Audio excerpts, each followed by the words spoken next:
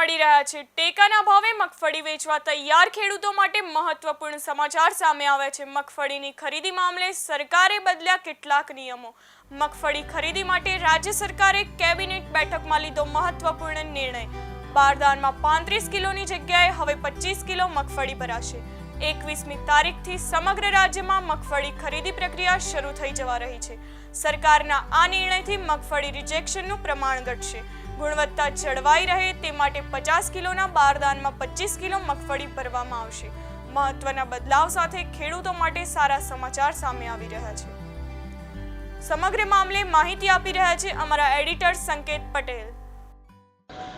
ચોક્કસથી જો વાત કરવામાં આવે તો 21 તારીખથી જે ટેકાના ભાવે મગફળીની જે ખરીદી ચાલુ થવાની છે તેમાં અત્યારે હાલ કેબિનેટ બેઠકમાં સૌથી મોટો જે નિર્ણય લેવામાં આવ્યો છે। જે 21 તારીખથી જે ટેકાના ભાવે જે મગફળીની ખરીદી થવાની છે તેમાં જે 50 કિલોના જે બારદાનની અંદર 35 કિલો પહેલાં ભરવામાં આવતી હતી મગફળી તે હવે 25 જ કિલો ભરવામાં આવશે। કારણ કે જે ગુણવત્તા ઓછી હોવાના કારણે જે બારદાનની અંદર મગફળી જે સમાતી નથી તેને લઈને જે ખેડૂતોની જે ક્યાંક ને ક્યાંક જે બૂમો હતી ત્યારે કેન્દ્ર સરકારે જે આના ઉપર વિચારણા કરી અને ત્યારે હાલ હવે આ નિર્ણય બદલ્યો છે અને જે બારદાનની અંદર 25 કિલો મગફળી ભરવામાં આવશે। ત્યારે હવે ખેડૂતોની જે મોટી સમસ્યા હતી કે જે મગફળી જે રિજેક્ટ થતી હતી તે હવે નહીં થાય। ખેડૂતો માટે સારા સમાચાર કહી શકાય। જી આભાર સંકેત સમગ્ર મામલે માહિતી આપવા બદલ। ગુણવત્તા જળવાઈ રહે તે માટે 50 કિલોના બારદાનમાં 25 કિલો મગફળી ભરવામાં આવશે। મહત્વના બદલાવ સાથે ખેડૂતો માટે સારા સમાચાર સામે આવે છે।